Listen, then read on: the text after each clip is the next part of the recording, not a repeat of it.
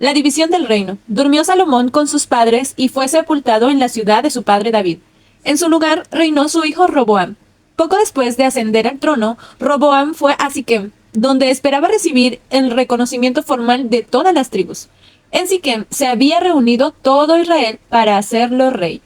Entre los presentes se contaba Jeroboam, hijo de Nabat, el mismo Jeroboam que durante el reinado de Salomón había sido conocido como valiente y esforzado, y a quien el profeta silonita Ahías había dado este mensaje sorprendente: voy a arrancar el reino de manos de Salomón y te daré a ti 10 tribus.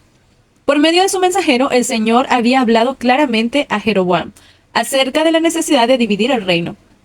Esta división debía realizarse, había declarado, por cuanto me ha dejado y ha adorado a Astoret, diosa de los sidonios, a Chemos, dios de Moab, y a Moloc, dios de los hijos de Amón, y no ha andado en mis caminos para hacerlo recto delante de mis ojos, ni mis estatutos, ni mis decretos, como hizo David su padre.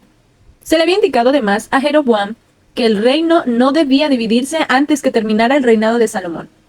El Señor había añadido: pero no quitaré nada del reino de sus manos, sino que lo retendré como rey todos los días de su vida, por amor a David mi siervo, al cual yo elegí y quien guardó mis mandamientos y mis estatutos. Pero quitaré el reino de manos de su hijo y te daré a ti las 10 tribus. Aunque Salomón había anhelado preparar el ánimo de Roboam, elegido como sucesor suyo, para que pudiera afrontar con sabiduría la crisis predicha por el profeta de Dios, nunca había podido ejercer una influencia enérgica que modelara en favor del bien la mente de su hijo, cuya primera educación había sido muy descuidada.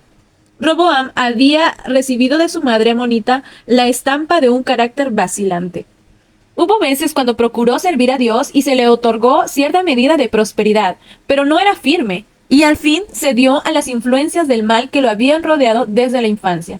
Los errores que cometió Roboam en su vida y su apostasía final revelan el resultado funesto que tuvo la unión de Salomón con mujeres idólatras. Las tribus habían sufrido durante mucho tiempo graves perjuicios bajo las medidas opresivas de su gobernante anterior. El despilfarro cometido por Salomón durante su apostasía lo había inducido a imponer al pueblo contribuciones gravosas y a exigirle muchos servicios.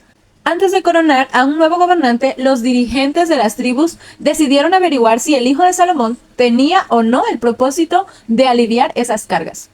Vino pues Jeroboam con todo Israel y hablaron a Roboam diciendo: tu padre agravó nuestro yugo, alivia ahora algo de la dura servidumbre y del pesado yugo con que tu padre nos apremió y te serviremos.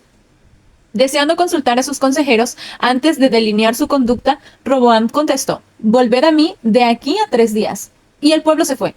Entonces el rey Roboam consultó con los ancianos que habían estado delante de Salomón su padre, cuando éste vivía, y les dijo: ¿qué me aconsejáis vosotros que responda a este pueblo?